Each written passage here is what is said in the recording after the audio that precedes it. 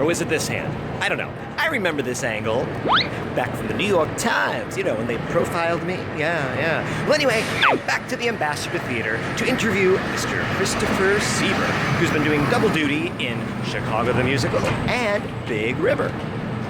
Look out for me! I'm Christopher Sieber, and I'm watching That's Kentertainment live on Broadway.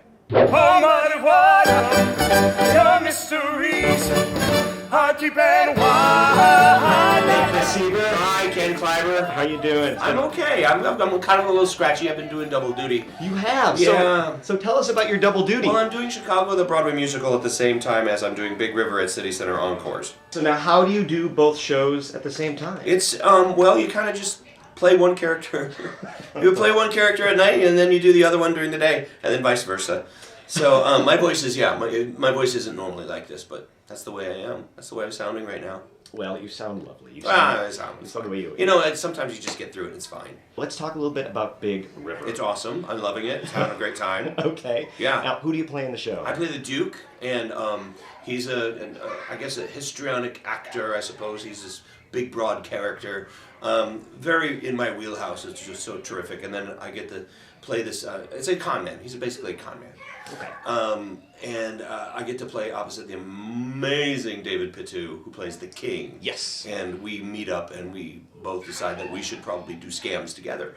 And we do, and we have a couple songs together. It's so great, and it's awesome. When the sun goes down in the south and the hayseeds stand in line, well, step right up and see the doo-wop body do the doo-wop diddly on the clothesline. When the darkness falls on the town and the North Star's starting to rise, well, you can't imagine a menagerie created by a couple of guys. There has been some hubbub, a little bit of hubbub, about the show and about the racial overtones based on the novel and whatnot. And what do you think about that? Because I think it's properly placed. Well, interesting that you should say that, because there was a review, I think in the New York Times, that was, I guess, took issue with the fact that the way it is in 2017 right now, the way that race is a big issue. This was written back in 1864, not the show, but it follows Mark Twain's book. It's the novel. It's the great American novel, and he told it like it was. So he's not. People. One of the reviewers had issue with the fact that the black people were in the black section in the show, and the white people were in the white part of the show, and they never met. That's not the way the show is written. That's the way Mark Twain wrote it, and so there was a little controversy about that. I was like, I guess the reviewer was wondering why Mark Twain didn't write it for 2017, and it was kind of weird. It's kind of a weird thing. But the overall, if you got it, the fact is that that Jim, the runaway slave, is the most noble person in the entire show. And everybody else around him are scumbags, and then they finally set him free, and he's truly the good guy. And also the fact that Huckleberry Finn realizes that on this journey, and the whole river is a metaphor for a journey as well. You're traveling down this river, finding out that Jim, even though he's a slave, he is a human being, and that was Huck's journey. Right. So. And that was very, very progressive for the time of Mark Twain. Absolutely. And it's also very, I think, subversive in a weird way, because Huck's like, well, the novel has been controversial since it started, since he wrote it. It's not left, it's not right, it's not center, it's nothing. People get offended by it, literally left and right. Right. And I think that is a hallmark of a great novel, because people are still talking about it and discussing it. Yeah. And these themes are still obviously in our lives. And I gotta need to climb on your back and ride.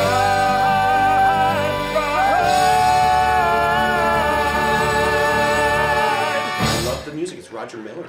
It's the best music. It's so much fun, and it's like the biggest earworm music that you'll ever have. You'll leave the theater. I mean, you can't get the songs out of your brain. Now, speaking of earworm music, I would say Chicago the Musical is one of the earwormiest ever. Oh yeah. I don't care about expensive things, cashmere coats, diamond rings don't mean a thing. All I care about is love. That's what it's here for. Oh, you've returned. This is my 5th time back on the Broadway stage. doing it at the Ambassador Theater. Because Yes. I interviewed you here back in 2003 or Yeah. 4, I want Yeah, to say. that was my first time, I think. Yeah. Yeah. Oh my God. And Okay. they called me on a Friday and said, "What are you doing Monday?" And I said, "I guess I'm doing Chicago." So it had been 4 years since I had done it last, and they called me and I said, "Yeah, I'm not doing anything. I mean, I have no plan. I had no plans of doing anything. I was going to be a bon vivant for a while." You had done Matilda forever. I was doing Matilda for 2 years, and then I was doing another show called The Prom that's coming up, and so there's all that. So Oh, is that a little scoop? You got a little show coming yeah, up? it'll come up eventually. I mean, that's the plan. Okay. It's always the plan. It's always the plan. You know, All to right. bring in a new show. You know, so. But yeah, I'm back at the Chicago show, and it's such a great place to work. Everybody here is wonderful. And it's so much fun, and people have been here for a long time. For a very long time. People have The been windows have and been then here we're a getting long new time. windows in the dressing room.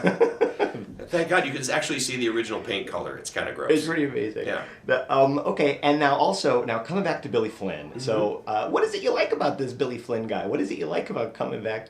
Well, I like coming back because every bit. The thing about Chicago is it's like an amoeba. I always call it an amoeba because they don't force you to do what somebody else did in the role. You can be your version of Billy. You can be your version of Roxy or Velma.